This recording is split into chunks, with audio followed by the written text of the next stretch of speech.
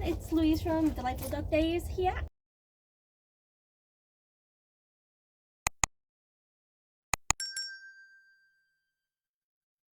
Like 2025 New Year's resolutions. One of the things I wanted to do was to spend more time with my own dogs and training my own dogs. And I said that I wanted to kind of like show that progress and that journey with all you. I believe that transparency in the dog training world is really, really important. You often find times where you see things like programs that might offer you promises like 5 minutes overnight, you'll get these results, but in my personal experience, that's not really the case. It takes time, dedication and consistency, and because of the sort of job that I have, running my own business, looking after other people's dogs and that sort of thing, consistency is very difficult for me with my own dogs, and I'm very upfront with that with all of my training clients. I'm very upfront with the struggles that I have with my own dogs. So for example, Queenie, when she sees a squirrel, she has a very high prey drive, you know, she's off. You know, it's very hard to get her back sometimes, so I don't let her off lead. If I do, she's on a long line, and it's very rare that we take her to places where she's allowed to be off lead, in terms of like open spaces. So at the moment I'm at Bell Green Farm, which is in Psych House.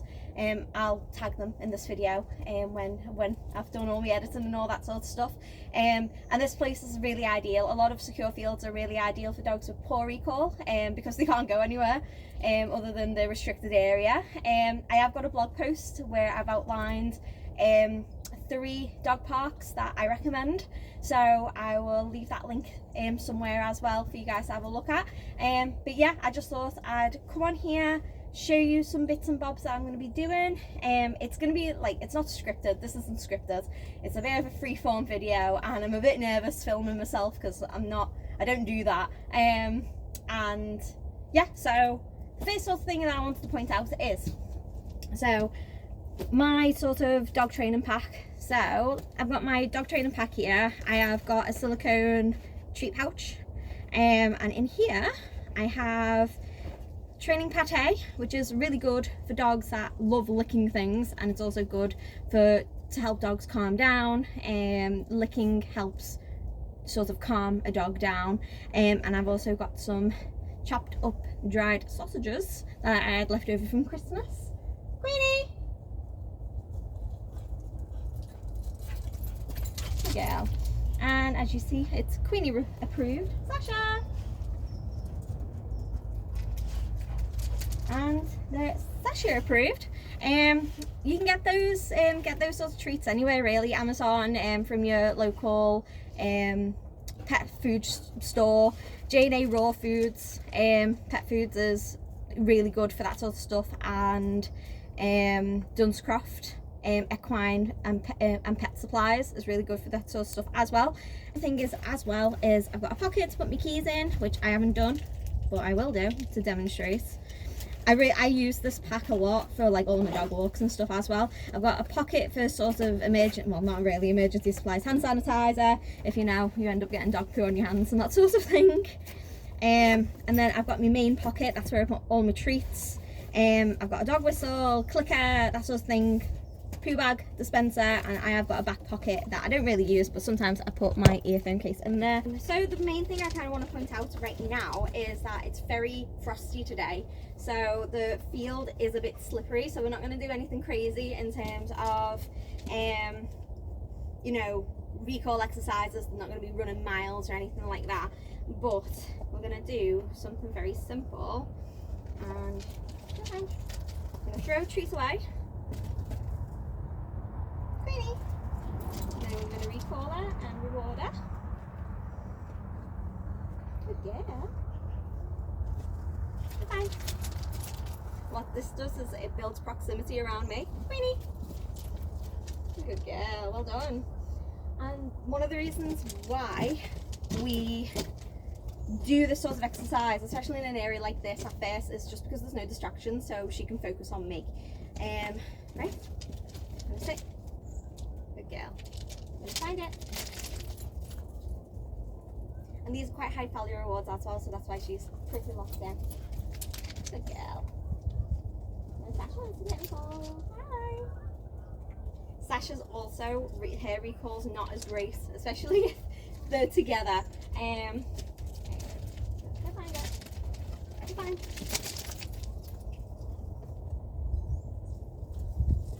Yeah. Sasha. Yeah. Okay. And what I did there is I used a release word. Which is okay, and when I say that release word, it signals to my dogs that you can go, you can run, you can play, which is pretty ideal. Well, they were playing, but now they're coming back. So because they're coming back and they're engaging with me, I'm going to give them a reward for that. Yes, I am. Here we go. Okay. Okay.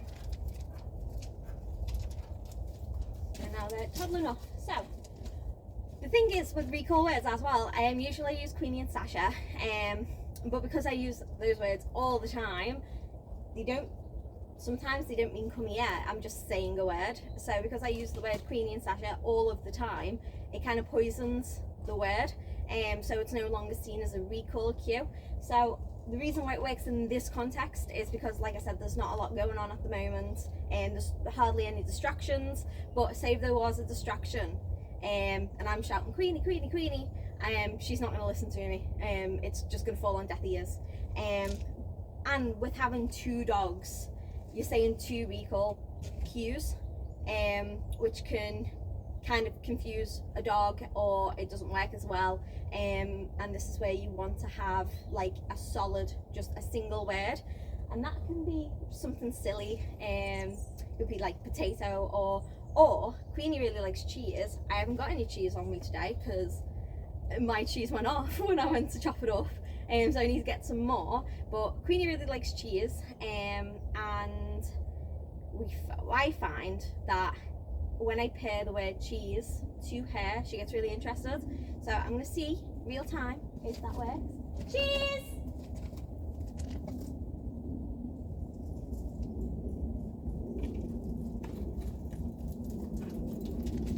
Yeah. And I did. So, therefore, I can say that I could use the word cheese as a recall cue. Good girl, well done. Or I can use something like a whistle. Okay. So, I like using whistles.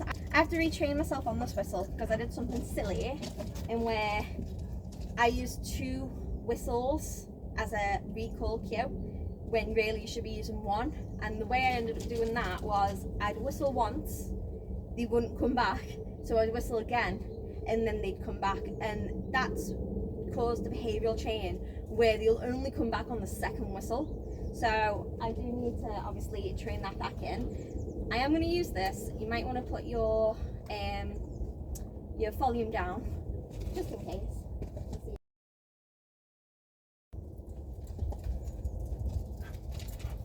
Yeah, well done.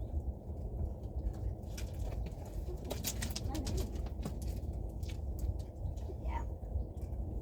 Okay.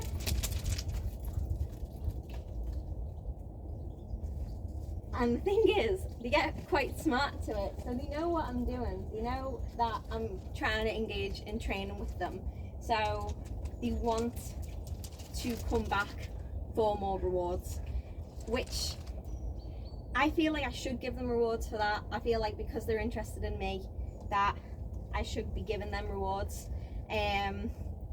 It's just that you need to be mindful about how many rewards that you get, especially if your dog is very, very smart and they get wise to the fact that you've got no rewards with you. So that is something that you need to consider. Right, I'm going to start walking around the field now with these guys. Right, so I'm going to be walking around this field for a bit, letting them kind of do what they want to do.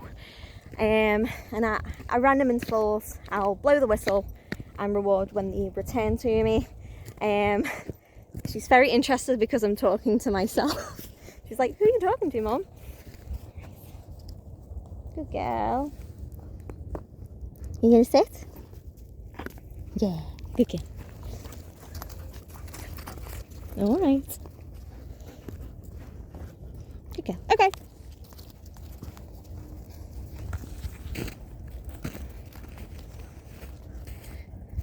Like I said, it's very frosty today, so we're not going to be doing anything crazy. I'm not going to get them to go super far away and then calling them back. Obviously I need to make sure that the joints stay okay, not slipping on the ice or anything like that. And we're only here for half an hour as well, because I know it's a bit frosty.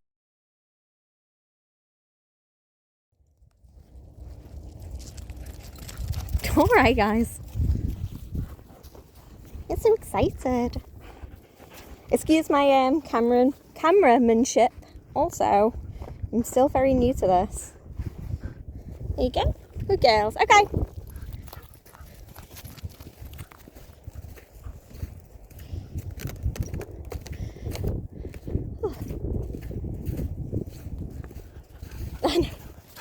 Okay.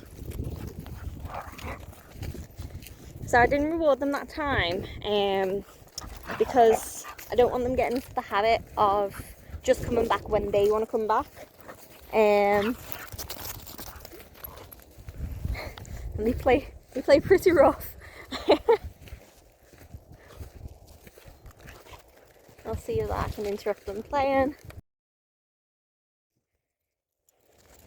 See, this is something that I need to work on, is being able to interrupt their play.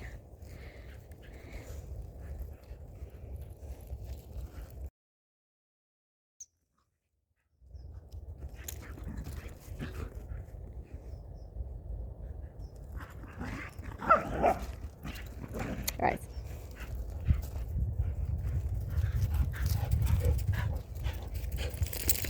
Good shake. Right, can you sit? Can you sit?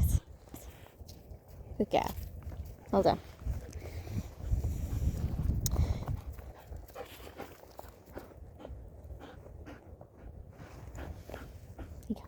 Okay.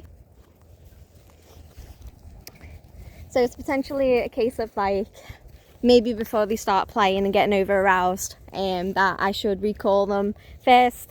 I'm still figuring that out, and obviously when I do figure it out, I'll let you know. But that's one of the things that I need to work on with them, is when they get overstimulated, I can break through them. But this is what comes with more consistency and more training. I'll see if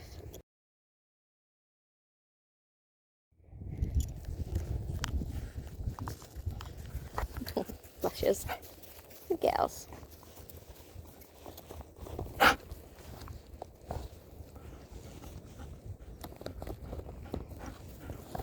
Okay. Okay. Okay. So yeah, I'll just be going around the field doing that sort of exercise with them, working on breaking up their sort of arousal with playing with each other, so they can focus back on me.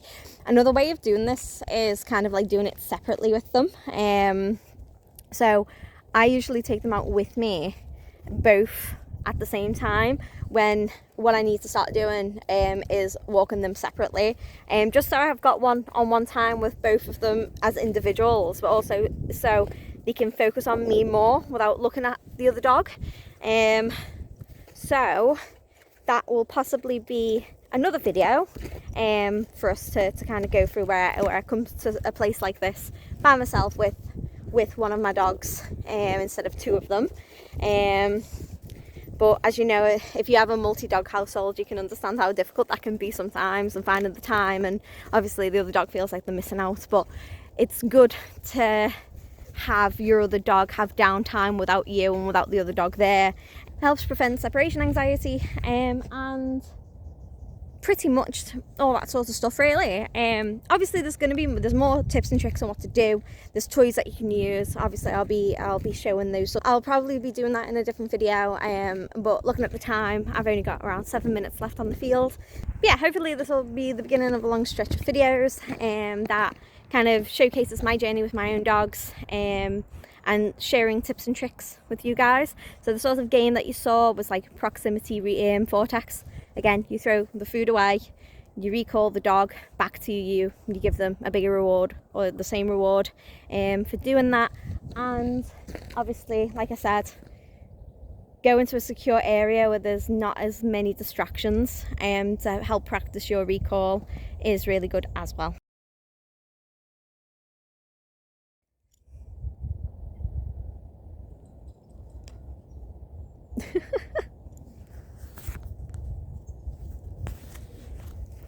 Nope. This is what I mean about being like unfiltered. I think she's ready to have a poo. That's why she's not coming over. Oh, she's heard something. Come on! Are you coming?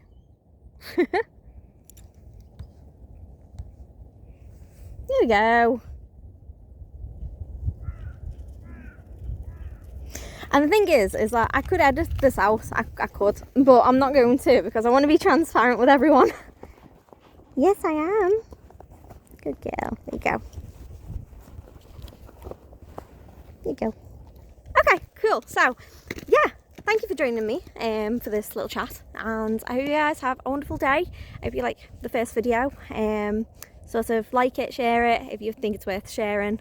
Leave a comment down below if, you know, are you trying to practice recall with your dog this year? Are you looking to do more training with your dog this year? And just, yeah, keep an eye for updates for meetups and other events, and, you know, I'm looking to do classes in the future, so keep an eye out for that. All right, thank you guys. Thank you so much for all your support. I really appreciate it. Thank you. Bye.